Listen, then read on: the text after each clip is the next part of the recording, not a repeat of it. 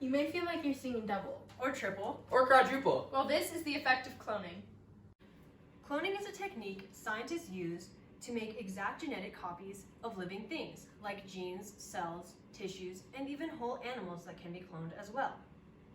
Today, we will be talking about what cloning is, Types of cloning and how it benefits the medical community, cloning for different species, What can go wrong?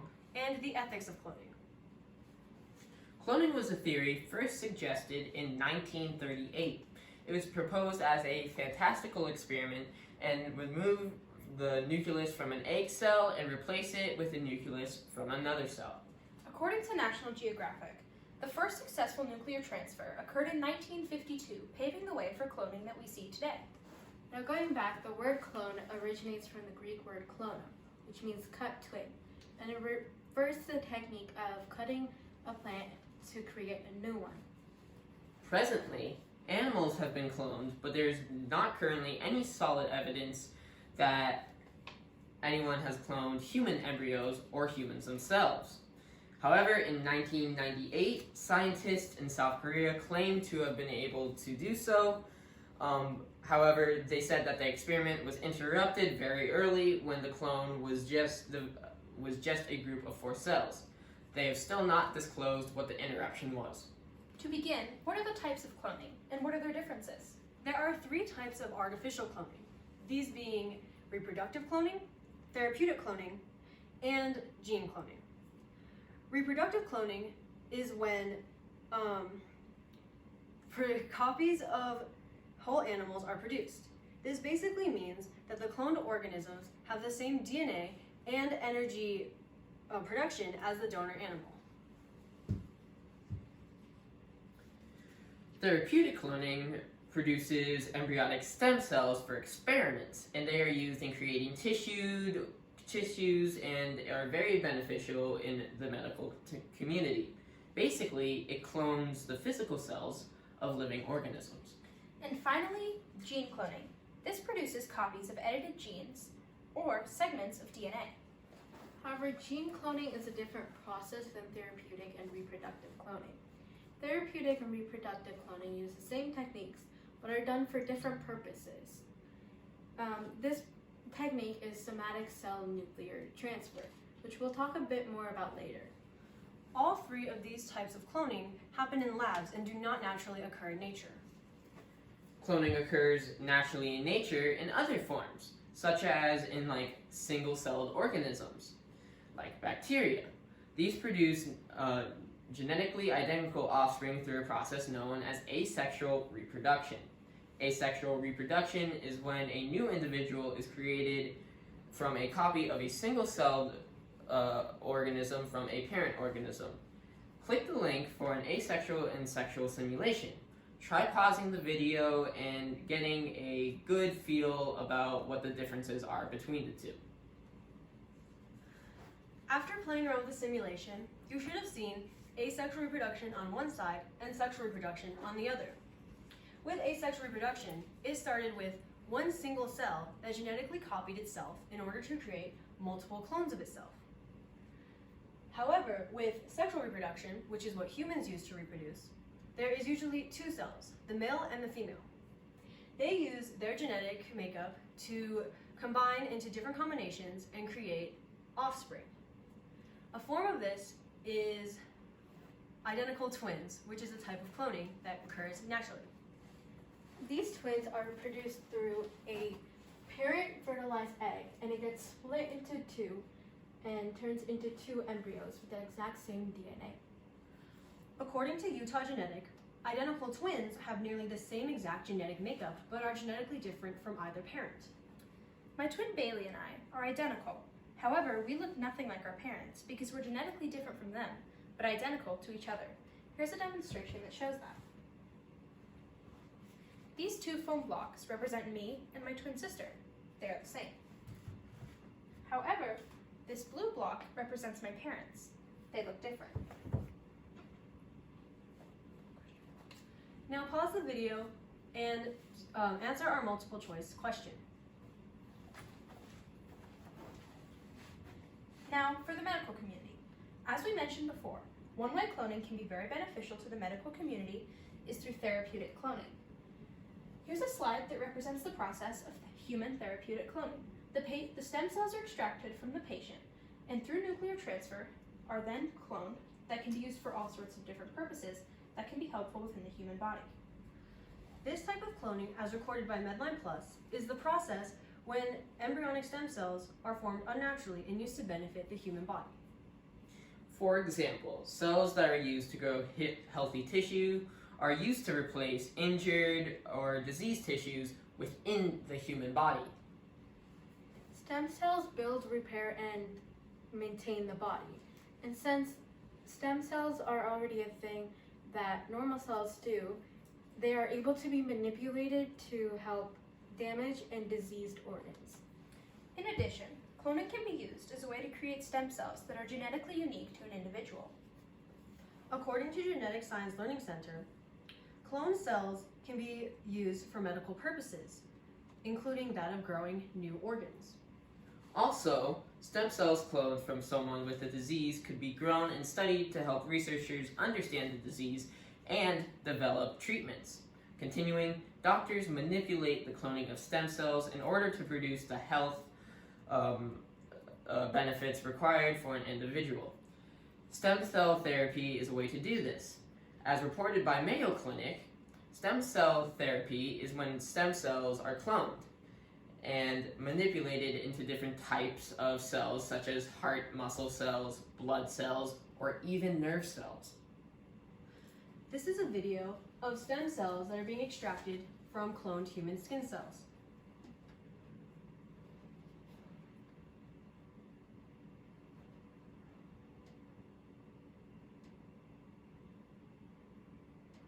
You can pause your video and watch it on the end console.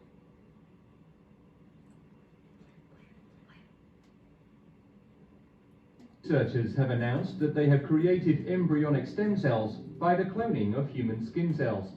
A human embryo is comprised of a few hundred cells. Scientists took DNA from the skin cells of an 8-month-old baby and transferred it into a hollow human egg cell. With the aid of chemicals, the egg multiplied until it formed an embryo genetically identical to the baby. Stem cells were extracted from the new embryo, which was destroyed in the process. The destruction of an embryo during stem cell extraction is what makes the process controversial, but scientists maintain that the embryos in this study would never have developed into fully formed humans.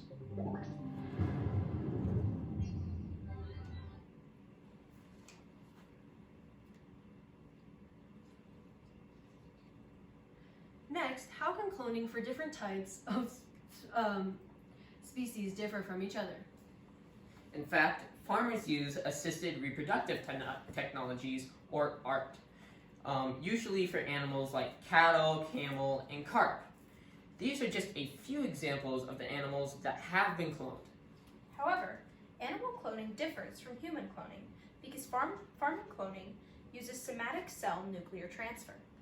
Somatic cell nuclear transfer is when the nucleus of an adult cell is taken out and put into a younger cell to grow. Normally these eggs are taken out of slaughtered cattle, and instead of combining it with sperm or egg, the nucleus is removed. The removal of the nucleus leaves the contents of the cell.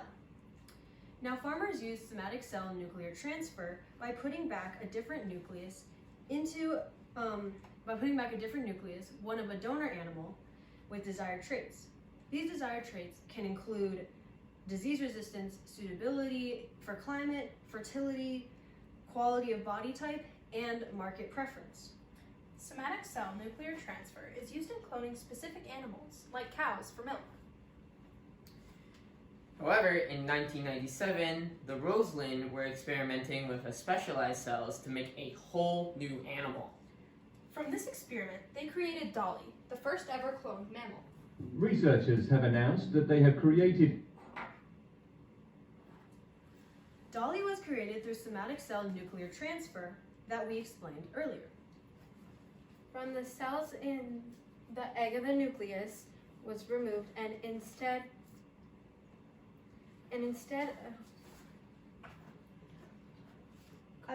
on the chart here, you can see the The donor egg came from a Scottish black-faced sheep. And from the removed nucleus, a new nucleus was inserted from a nuclear donor. This inserted and modified egg then went on to a surrogate sheep and came out of a clone mammal of Dolly. So now you know about how cloning works for different species. But now it's time to learn about GMOs, or genetically modified organisms. These are living organisms whose genetic material has been artificially manipulated in a laboratory through genetic engineering. GMO is a genetic modification to the existing DNA of an organism, whereas cloning can create an exact copy of all parts of an organism's DNA. On these two images, you can see the difference between the two. On the left side, you have cloning, where you are using somatic cell nuclear transfer, where you take the outside of the cell from one embryo and the nucleus from another.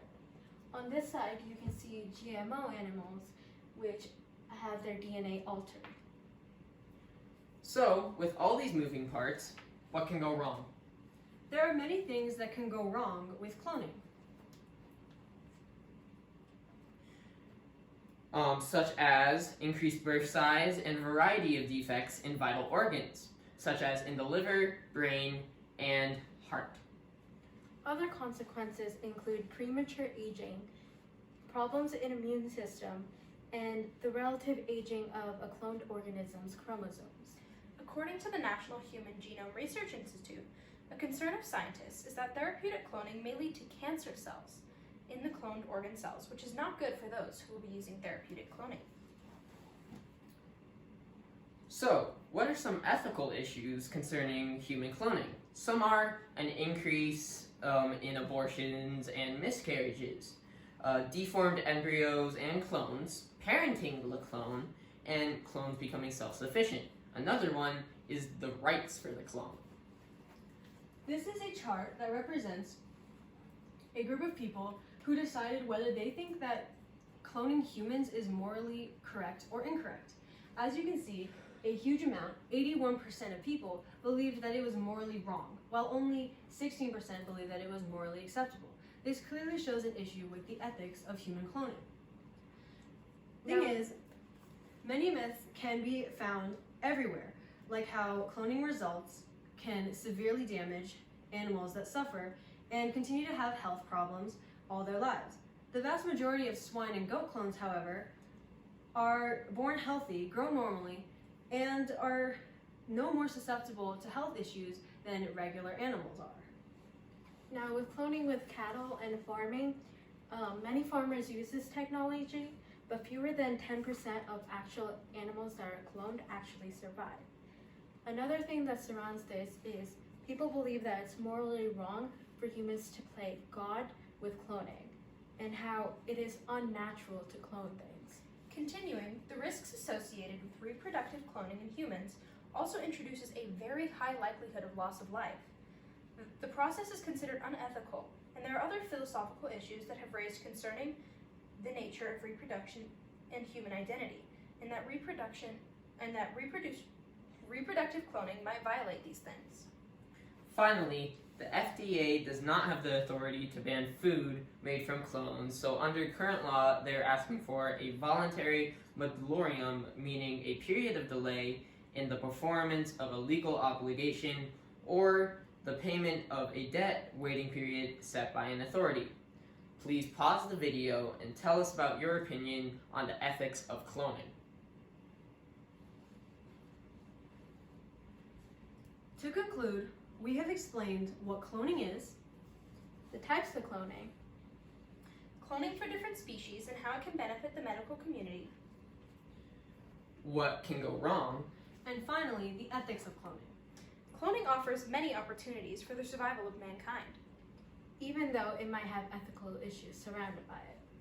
Now you Now all you know know why why you're you're seeing seeing double. double.